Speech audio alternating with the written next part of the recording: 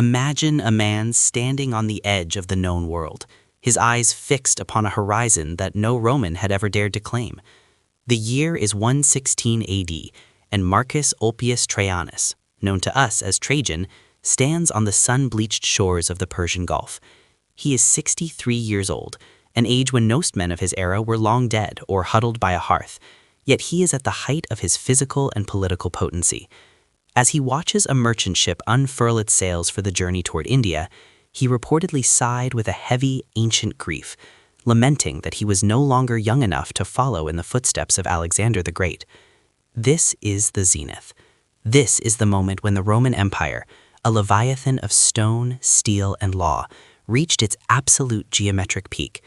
From the mist-shrouded highlands of northern Britain to the scorching deserts of Mesopotamia, and from the forests of Germany to the cataracts of the Nile, one man's word was law across 5 million square kilometers. But to understand how Rome reached this breathtaking summit, we must look back 20 years, to a time when the empire was teetering on the edge of a very different kind of precipice. The story of Trajan's ascent does not begin with a crown, but with a dagger. In September of 96 AD, the Emperor Domitian, the last of the Flavian dynasty, was assassinated in a palace conspiracy that involved his own wife and his closest advisors. Domitian had been a paranoid autocrat, a man who demanded to be addressed as Lord and God, and his death left Rome in a vacuum of power that could have easily spiraled into another devastating civil war. The Senate, sensing a momentary advantage, acted with uncharacteristic speed. They elevated an elderly, childless, and respected lawyer named Nerva to the purple. Nerva was a safe choice, a placeholder intended to soothe the frayed nerves of the aristocracy, but he lacked the one thing that truly mattered in the Roman world, the loyalty of the legions. The soldiers, who had been well paid and respected by Domitian, despised this senatorial emperor. By 97 AD, the Praetorian Guard, the elite bodyguards of the emperor, effectively took Nerva hostage in his own palace, demanding the execution of Domitian's assassins. Nerva, humiliated and realizing his days were numbered, made a desperate, brilliant move. He looked toward the Rhine frontier, where the most popular and capable general in the empire was currently stationed. Trajan was not a product of the old, gilded families of Rome. He was born in Italica, in the province of Hispania Baetica, located in what is now modern-day Spain. He was the first emperor born outside of Italy, a sign that the empire was evolving from a conquered territory into a truly integrated Mediterranean state. His father had been a distinguished general and governor, and Trajan had spent his entire life in the service of the eagle. He was a soldier's soldier, tall, physically imposing, and possessing a quiet, unshakable gravitas. When Nerva's messengers reached him with the news that he had been adopted as the emperor's heir and co-ruler, Trajan did not rush to Rome to claim his prize. He stayed on the frontier. He continued his work, securing the borders and ensuring the discipline of the troops. When Nerva died of natural causes in early 98 AD, Trajan's transition to power was so seamless it felt like a law of nature. He entered Rome not as a conqueror on a chariot, but on foot, walking among the citizens and embracing the senators as equals. He was the Optimus Princeps, the best of princes, and the era of his glory was about to begin. However, an emperor's prestige in Rome was not built on humility alone. It was built on victory and gold. To the northeast of the empire, across the wide, churning waters of the Danube River, lay the kingdom of Dacia, roughly equivalent to modern-day Romania. The Dacians, led by their brilliant and defiant king Decebalus, were a constant thorn in Rome's side. They were not mere barbarians living in mud huts. They were a sophisticated, organized society with massive stone fortresses, and most importantly, some of the richest gold and silver mines in the ancient world. Domitian had fought them and failed, eventually being forced to pay Decebalus an annual subsidy, a protection fee that the Roman pride found utterly intolerable. Trajan, the career general, knew that for Rome to be truly secure and for his own reign to be cemented in the annals of history, Dacia had to be broken. In 101 AD, Trajan launched his first Dacian campaign. He mobilized an unprecedented force of nearly 100,000 soldiers, including legions, auxiliary units, and specialized engineers. The logistics of such an undertaking were staggering. The Romans had to build roads where none existed, construct massive supply depots, and bridge the Danube, a river that the ancients considered a divine boundary. Trajan himself was at the front, often marching on foot with his men and sharing their meager rations. The war was brutal and grinding, fought in dense forests and steep mountain passes. But Trajan's methodical approach was relentless. He didn't just fight battles, he engineered his way through the landscape. At the iron gates of the Danube, his engineers carved a road directly into the sheer cliffs, a feat of civil engineering that still leaves modern observers in awe. After 2 years of grueling combat, Decebalus was forced to sue for peace, agreeing to become a client king of Rome. But Decebalus was not a man to stay defeated. As soon as the Roman legions withdrew, he began rebuilding his fortresses, rearming his people, and seeking alliances with Rome's enemies to the east. By 105 AD, Trajan realized that a client-state arrangement would never hold. Dacia had to be fully annexed. This second war was not about territory, it was an existential struggle. To ensure a permanent presence across the river, Trajan commissioned his chief engineer, Apollodorus of Damascus, to build a bridge across the Danube. This was not a temporary structure of boats, but a massive stone and timber bridge over 1,100 meters long, the longest bridge in the world for the next 1,000 years. It was a psychological weapon as much as a logistical one. It told the Dacians that the river could no longer protect them. The Roman world had expanded to include their very doorstep.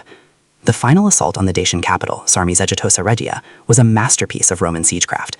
The Romans encircled the mountain fortress, cutting off its water supply and pounding its walls with ballistae and catapults. When the city finally fell, Decebalus fled into the mountains, pursued by Roman cavalry. Rather than face the humiliation of being led through the streets of Roman chains, the Dacian king took his own life, cutting his throat beneath an oak tree just as his pursuers closed in. With his death, the resistance crumbled. What followed was one of the greatest transfers of wealth in human history. The Roman historians record that Trajan captured 165,000 kilograms of gold and 331,000 kilograms of silver from the Dacian royal treasury.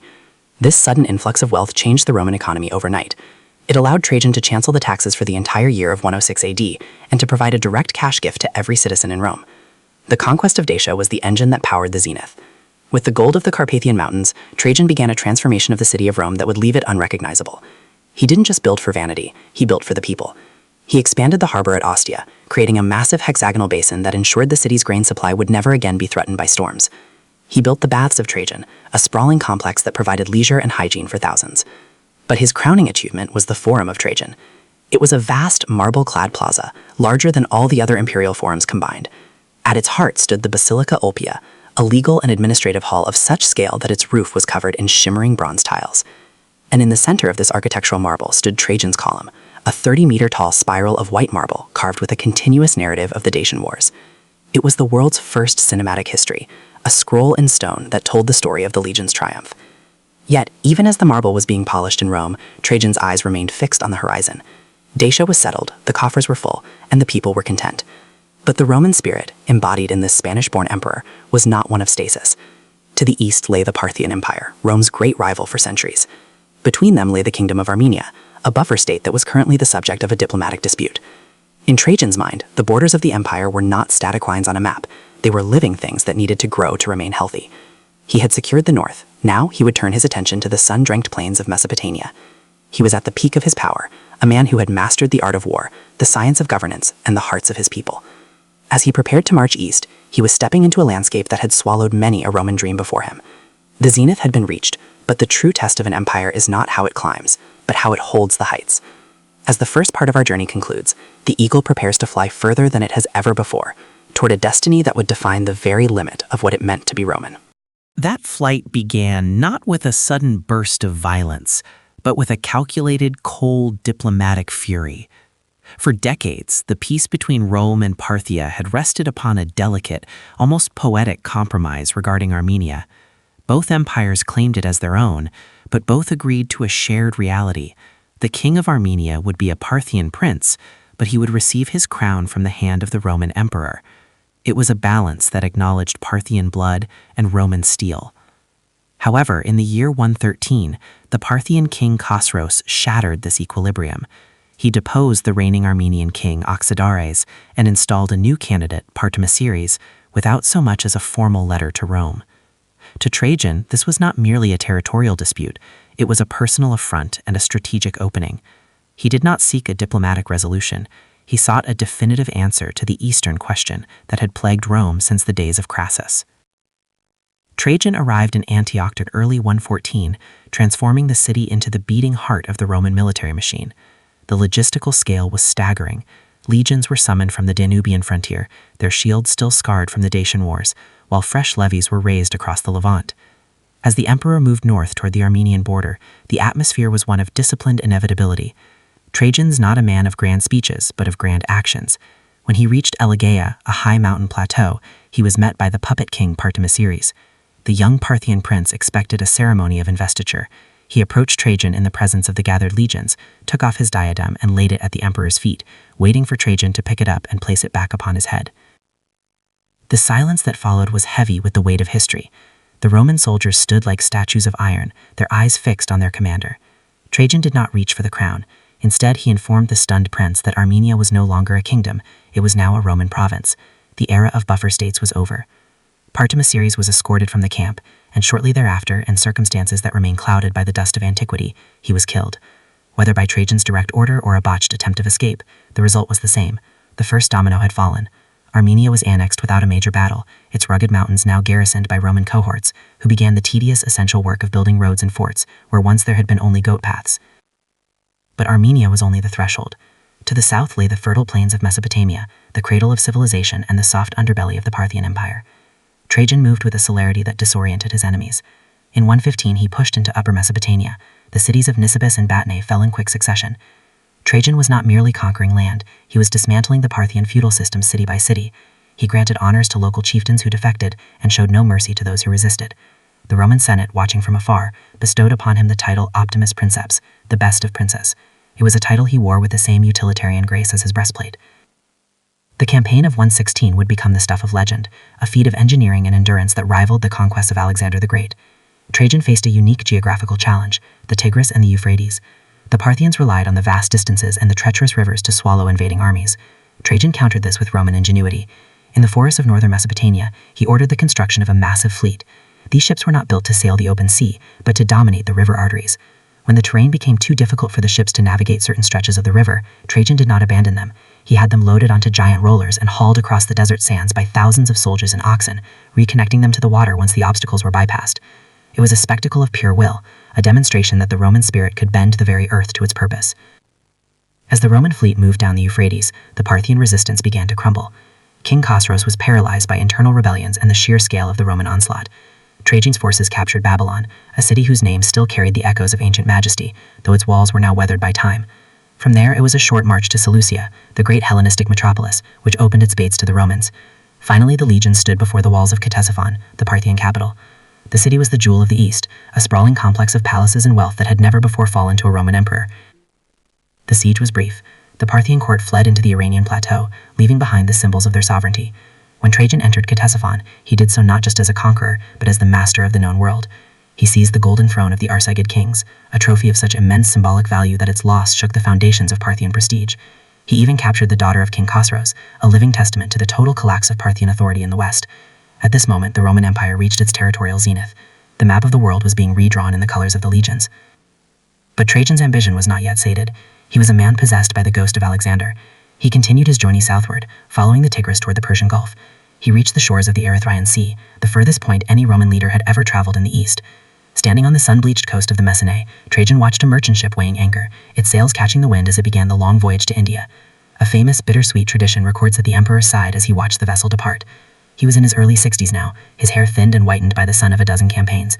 "If only I were younger," he is said to have whispered, "I would have gone on to the Indies myself." It was a moment of profound human realization amidst the triumph of an empire. Trajan had achieved what no other Roman had. He had touched the edge of the world. He had integrated the ancient lands of Sumer and Akkad into the Roman administrative machine. He stood at the pinnacle of human achievement, looking out over an ocean that whispered of lands even he could not reach. The Roman Empire now stretched from the mist-shrouded hills of Scotland to the palm-fringed shores of the Persian Gulf. It was a monolith of power, a singular entity that governed the destinies of 60 million people. Yet, as the sun set over the Gulf, the shadows began to lengthen in a way that Trajan had not anticipated. The zenith of power is often a fleeting moment, a pause at the top of a breath before the exhale begins. Even as Trajan stood on the shore, the first tremors of a massive upheaval were vibrating through the foundations of his new conquests. Behind him, the vast territories he had just traversed were not as stable as they appeared. The logistical scale of occupying Mesopotamia were proving to be an agonizing burden. The Roman lines of communication were stretched thin, a slender thread of iron winding through thousands of miles of potentially hostile territory. Furthermore, a spark had been lit far to the rear. In the Jewish communities of Cyrene, Egypt, and Cyprus, a massive and violent insurrection was erupting, the Kitos War. Driven by messianic fervor and resentment of Roman taxation and cultural imposition, these revolts began to spread like wildfire, threatening the stability of the entire eastern Mediterranean. Simultaneously, the conquered cities of Mesopotamia, realizing that the main Roman army was now far to the south, began to rise in rebellion. The very cities that had opened their gates to Trajan, Seleucia, Nisibis, and Edessa, now murdered their Roman garrisons and declared their independence. Trajan, the aging lion, found himself in a precarious position. He had reached the summit, but the ground beneath his feet was beginning to slide. He was forced to turn back from the coast, not to continue his conquest, but to suppress the fires that were breaking out in his wake. The march back north was a grueling affair, a stark contrast to the triumphant descent. The heat was oppressive, and the Roman soldiers, once invincible, were now harassed by Parthian horse archers who had returned to the fray, sensing the emperor's vulnerability. Trajan's health, which had been robust throughout his life, began to fail him. The strain of decades of command, the relentless sun of the desert, and the mounting pressure of a crumbling conquest began to take their toll. As he reached the city of Hatra, a desert fortress that refused to yield, Trajan personally led the siege. But the desert winds blew dust into the eyes of the legionaries, and the walls remained unbroken. It was here, under the scorching Mesopotamian sun, that the great emperor suffered a stroke. He was no longer the vigorous commander who had crossed the Danube on a bridge of boats. He was a tired man grappling with the reality that even the greatest of empires has its limits. The zenith had been reached, the golden throne had been taken, and the sea had been seen. But as Trajan began the long journey back toward Rome, the question remained, could the height be held, or was the descent inevitable?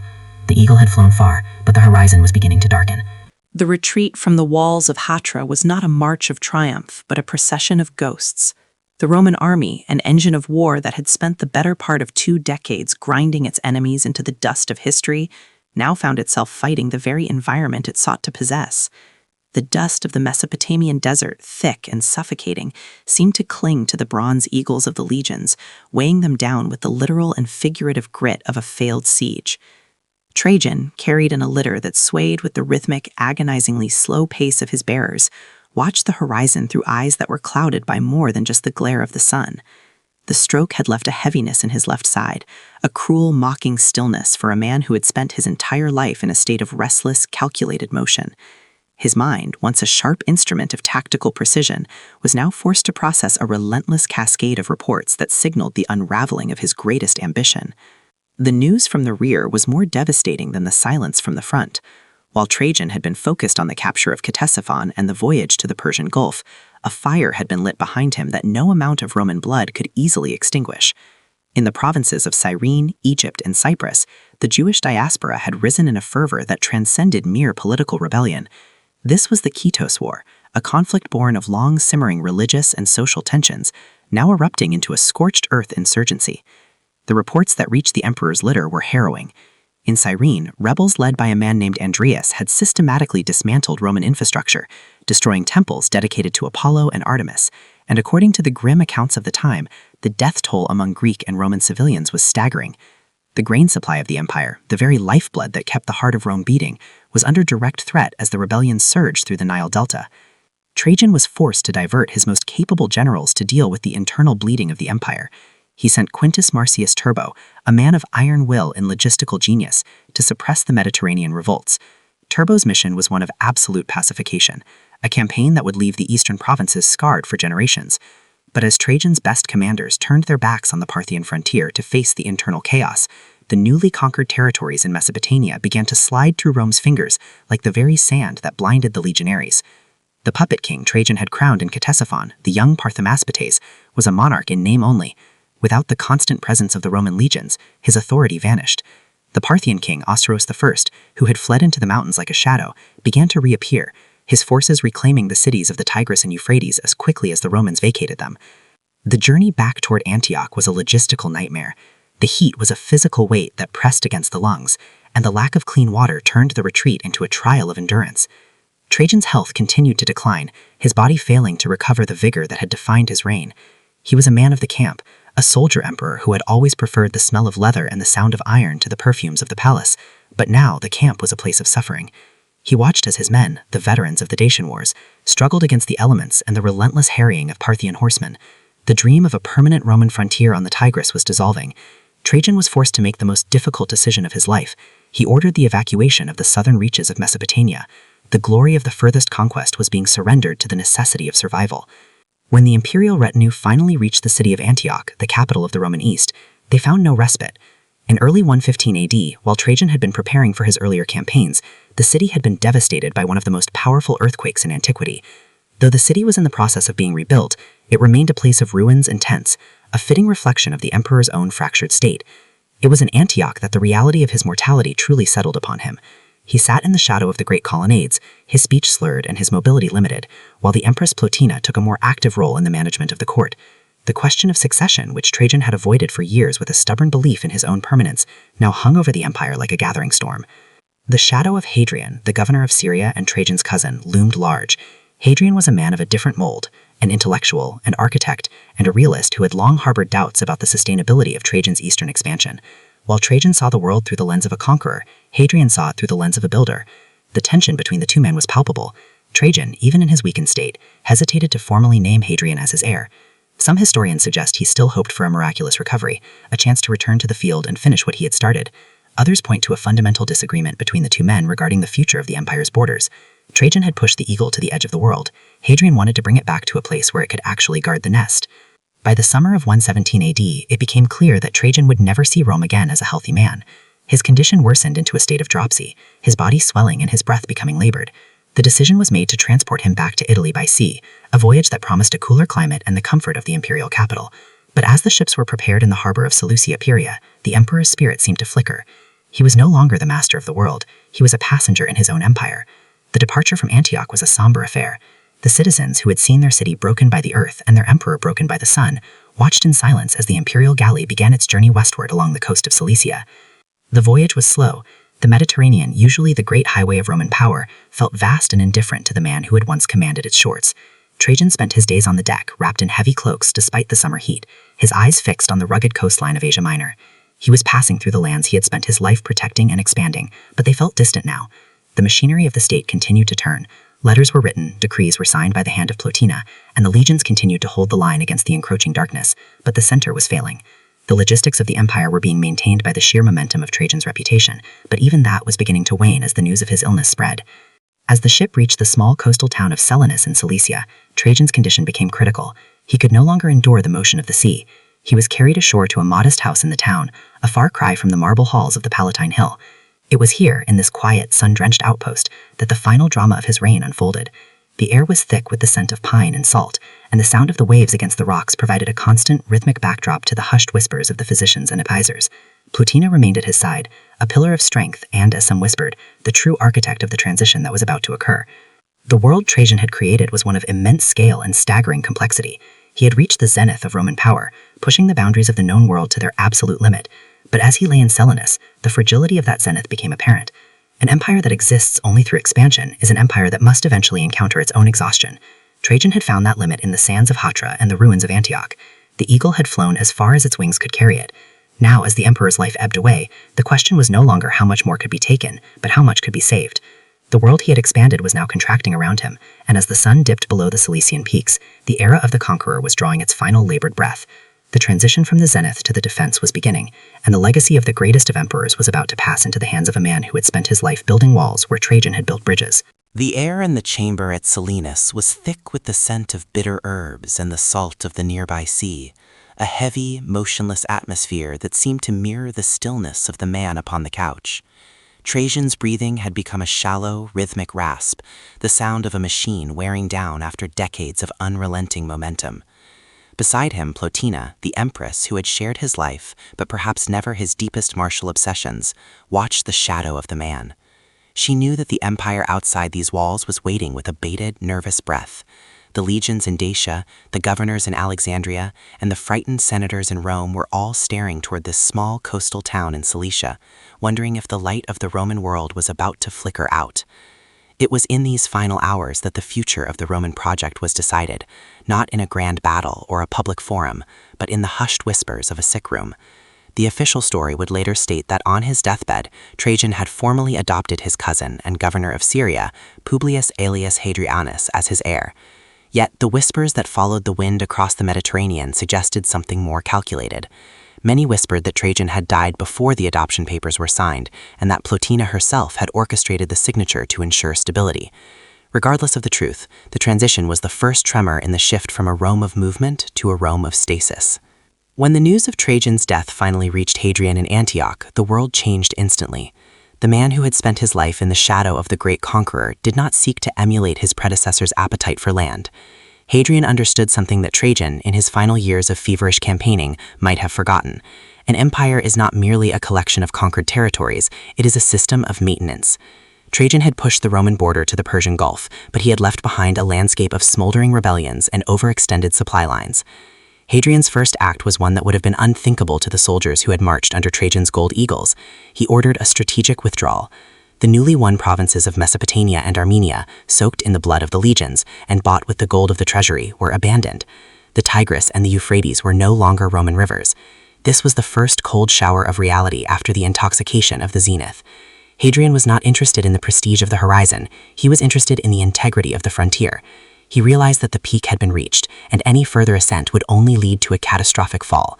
The zenith was a beautiful, dangerous place to be, and Hadrian chose to descend from it to a more defensible plateau. Back in Rome, the Senate prepared to welcome the ashes of the man they had named Optimus Princeps, the best of emperors.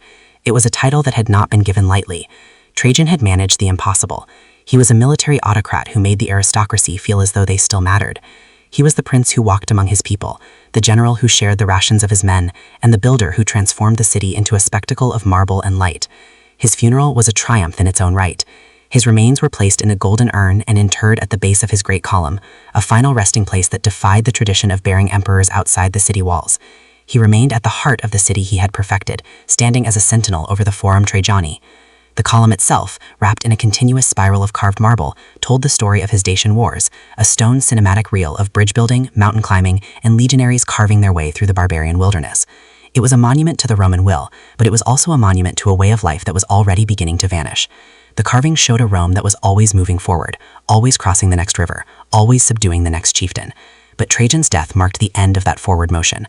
As the years of Hadrian's reign unfolded, the contrast became the defining theme of the era. Where Trajan had built the great bridge over the Danube to bring the war to the Goths, Hadrian built a wall in Britain to keep the Picts out. Trajan's legacy was one of the bridge, Hadrian's was one of the wall. Yet, even as Hadrian consolidated and fortified, he did so in the shadow of the zenith Trajan had established. The Roman world of the 2nd century was a product of Trajanic stability. The markets of Trajan were the commercial hubs of the Mediterranean. The port of Ostia, which Trajan had expanded into a massive hexagonal basin, was the throat through which the world's grain fed the city's million mouths. The administrative machinery Trajan had refined, the professionalization of the civil service, and the careful management of provincial finances allowed the empire to survive the transition from expansion to defense. The zenith was not just a point on a map, it was a peak organizational efficiency. The Romans of this era felt a sense of security that would be envied by every generation that followed. They lived in the long summer of the human race, a period of relative peace and immense prosperity that was underwritten by the conquests Trajan had secured and the discipline he had demanded. However, the cost of the zenith was hidden beneath the surface of the gilded monuments. The expansion under Trajan had strained the Roman economy and its demographic reserves to their limits. The legions were no longer composed of the Italian peasantry that had won the Punic Wars. They were increasingly drawn from the very frontiers they defended. The wealth of Dacia, the gold mines that had funded Trajan's grand building projects, was a finite resource. Once the initial loot had been spent on the Forum and the Games, the ongoing cost of garrisoning the Trans-Danubian province became a permanent drain on the treasury. Trajan had given Rome its greatest extent, but he had also given it its greatest overhead. This is the paradox of the peak. The view is magnificent, but the effort required to stay there is exhausting. Historians often look at the year 117 AD as the moment the Roman Empire became a mature state, one that had ceased to grow and had begun to age. The vitality of the Republic and the early empire had been rooted in the spoils of new conquests. Without new lands to plunder, the empire had to turn inward, taxing its own citizens more heavily to maintain the vast military apparatus Trajan had left behind. Trajan's memory, however, remained untarnished by these burgeoning structural problems. For centuries after his death, the Senate would greet every new emperor with the ritual prayer, "May you be luckier than Augustus and better than Trajan." He became the yardstick by which all subsequent Roman power was measured. He was the emperor who had expanded the boundaries of the empire, a feat that held a mystical significance in the Roman mind. To the average citizen in Lugundum or Ephesus, Trajan represented the era when Rome was truly the master of the world, when there was no power on earth that could challenge the march of the legions. Even the rise of Christianity, which would eventually dismantle the Roman religious order, could not erase him. Legend has it that Pope Gregory the Great was so moved by the stories of Trajan's justice that he prayed for the pagan emperor's soul, and Trajan was briefly resurrected so that he might be baptized and enter heaven. Whether in the halls of the Vatican or the ruins of the Forum, the ghost of Trajan loomed larger than life. He was the human personification of the Roman state at its absolute prime, powerful, disciplined, and seemingly eternal. As the sun finally set over the Mediterranean on the day of Trajan's death, the era of the sword began its slow, centuries-long transformation into the era of the pen and the stone. The empire would continue for centuries, and it would see other great men, Marcus Aurelius, Septimius Severus, Constantine, but none would ever again hold a world so vast or a power so unchallenged. The zenith of Roman power was not a plateau where the empire stayed for long. It was a peak, a momentary alignment of leadership, military prowess, and economic might. Trajan had been the architect of that alignment. He had taken the rough-hewn clay of the Roman state and fired it in the kiln of war until it became the polished marble of an undisputed global hegemon. But marble, for all its beauty and strength, is brittle. The expansion had reached its natural limit, the climate was beginning a slow shift, and the Germanic tribes were beginning their long, slow migration toward the Rhine. The world Trajan left behind was a masterpiece of human engineering, but it was a masterpiece that required constant, agonizing maintenance. The story of Trajan is ultimately the story of the limit of human ambition. He showed what was possible when a society's resources were directed toward a single, focused goal of expansion. He proved that a man could lead his armies to the edge of the world and look out over the Persian Gulf with the same confidence he felt in the Roman Forum. But his death in the dusty heat of Selinus was a reminder that even the best of emperors is subject to the same biological and historical decay as the lowliest slave. The map of 117 AD, with its borders stretching from the Scottish Highlands to the Persian mountains, remains the enduring image of the Roman dream. It was a dream of a unified world under a single law, a dream that Trajan brought closer to reality than any man before or after. As we look back through the long lens of history, we see the zenith not just as a point of military achievement, but as a testament to what Rome was at its most confident. The bridges he built may have eventually crumbled, and the walls Hadrian built in his wake may have eventually been breached, but the memory of the peak remains. Trajan's zenith was the moment when the Roman eagle flew at its highest altitude, looking down a world that for one brief and staggering moment was entirely its own. The descent would be long and storied, but it was from this height that the shadow of Rome would cast itself across the next 2 millennia of human history, a shadow that began to stretch long and thin as the emperor's eyes closed for the final time in the quiet room at Selinus. Thus ended the reign of the conqueror, and thus began the long, slow twilight of the Roman peak.